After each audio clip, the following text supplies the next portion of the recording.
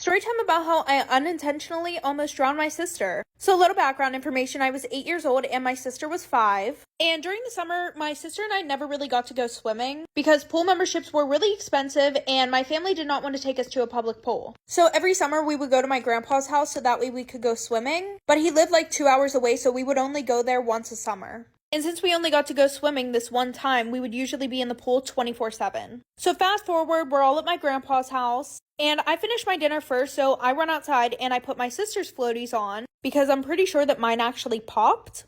Now, quick thing, we were allowed to go into the pool without floaties on if we stayed in the shallow end of the pool because we couldn't swim for shit.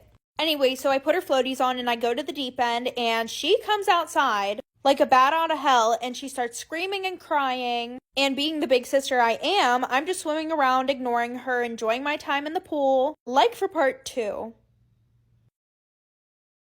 Part 2 about how I unintentionally almost drowned my sister. Like I said, I have her floaties on, I'm in the deep end of the pool, she's screaming at me, telling me to take them off, I'm ignoring her. And then what does her crazy ass decide to do? She decides to get into the pool and try and get them from me. Now, my sister was super tiny. Like, even being in the shallow end of the pool, she really couldn't stick her head above the water. Now, I'm pretty sure that all swimming pools are like this, but there's a slope that goes into the deep end, and it's super slippery. So she comes over to try and get the floaties from me, and then she slips. It was literally like a cartoon where the cartoon characters are moving their feet backwards really fast. And I thought that she was just joking around, so I'm just sitting there staring at her until she actually starts choking, and then my dad hurries up and runs outside, thank God. I feel like dads just have superpowers to know whenever their kids are in trouble. Anyway, so he jumps into the pool and he saves her. He ends up spraining his ankle, and I wasn't allowed in the pool for the rest of the weekend. Now, of course, this had me pretty pissed off, but now that I'm an adult, I can see.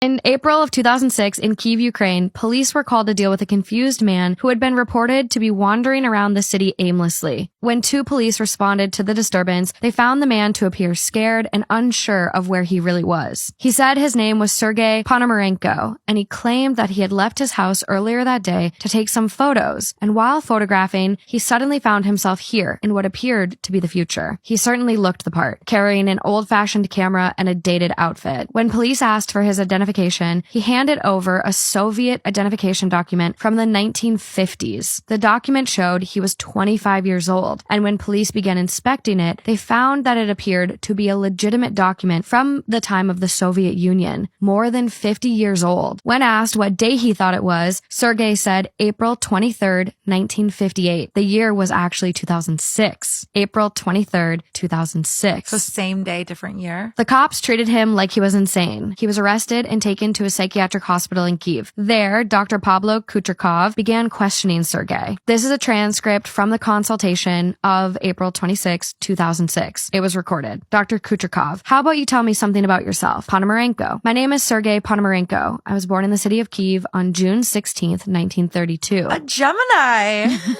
Sorry. Kucherkov. Yes, but I would assure you that you are not older than 30 years old. Ponomarenko. I am 25 years old. The doctor asked Sergei how it was that he appeared in the year 2006. And then Sergei told him about how he was trying to take a picture of a UFO and somehow teleported to this place. Dr. Kucherkov, but can you remember how you appeared in our time? Ponomarenko, it was daytime and I wanted to go for a walk in the city. I took my camera, but when I left my house, I saw a strange object that had a bell shape and it was very strange. And it was flying in a strange way. It is difficult to explain what I was seeing. It might be better to look at the photos from my camera and then maybe we can answer. Dr. Kucherkov was curious and decided to try and develop the photos on Sergei's camera. But there was a difficulty. The techniques of development for old cameras like that of Sergei's weren't readily available and very difficult to come by. The camera Sergei was discovered with was a Yashima Flex and considered an antique at the time. So they had to look for an expert in photography, and they found Vadim Poizner. Poizner was surprised when he reviewed the roll Sergei had and discovered that based on the reel's info, Sergei's specific specific roll was made in 1956. Additionally, this type of roll had not been manufactured since the 70s. It is impossible to explain how that roll could be preserved in such good condition for more than half a century. Poizner did manage to reveal all the photographs on the roll, and this is where things got really strange. Many of these images showed the city of Kyiv in the 1950s. From the cars to the clothes, everything was historically accurate. Some of the buildings didn't even exist anymore. The camera also had photos of a woman about 25 years old, a photo of Sergei in front of some buildings that no longer existed, and an image with Sergei Ponomarenko and this woman together, where Sergei is in the very same outfit he was wearing on the day he was found by police. Here are the pictures. No way. This is the woman on the left, and that's Sergei and the woman on the right. Okay, this is also, don't scroll past this, but this is also an old picture of like Kyiv. The photograph that caught the most attention though was one of a UFO appearing in the shape of a bell above a building in Kyiv, exactly as described by Sergei during his initial psychiatric evaluation. That's the picture of the UFO. Whoa.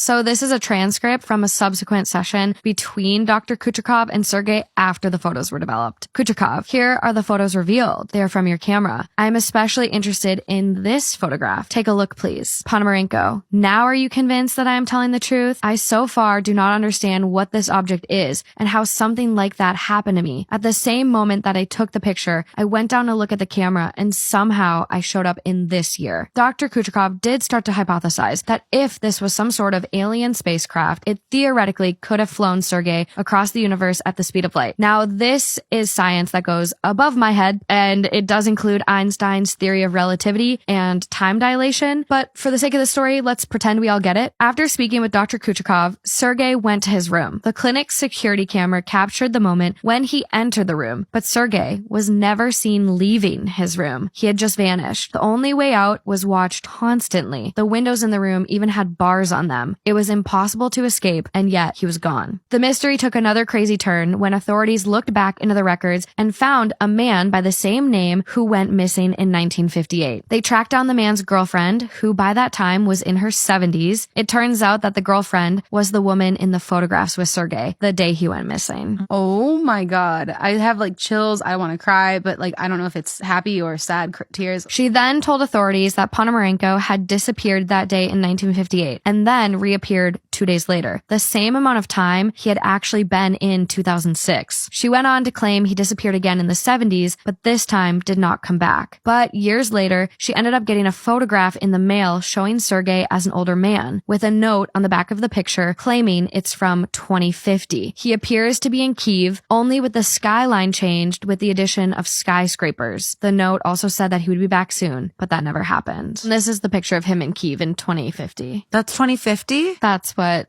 was on the back of the picture that he sent to his girlfriend. It's a sick jacket. I like Yeah. this. I like the I'm swag in so- 2050. It's crazy. Okay, so What? Is this a lie? Am I wrong for telling my friend that just because her marriage sucks, mine doesn't have to?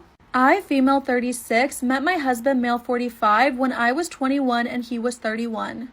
He just arrived in my country and started working as head chef at the restaurant where I was a waitress. We flirted pretty heavily and had great conversations about things I typically couldn't talk to my peers about, like religion used as a political tool, cultural differences across Europe, historical views on women's and children's rights, etc.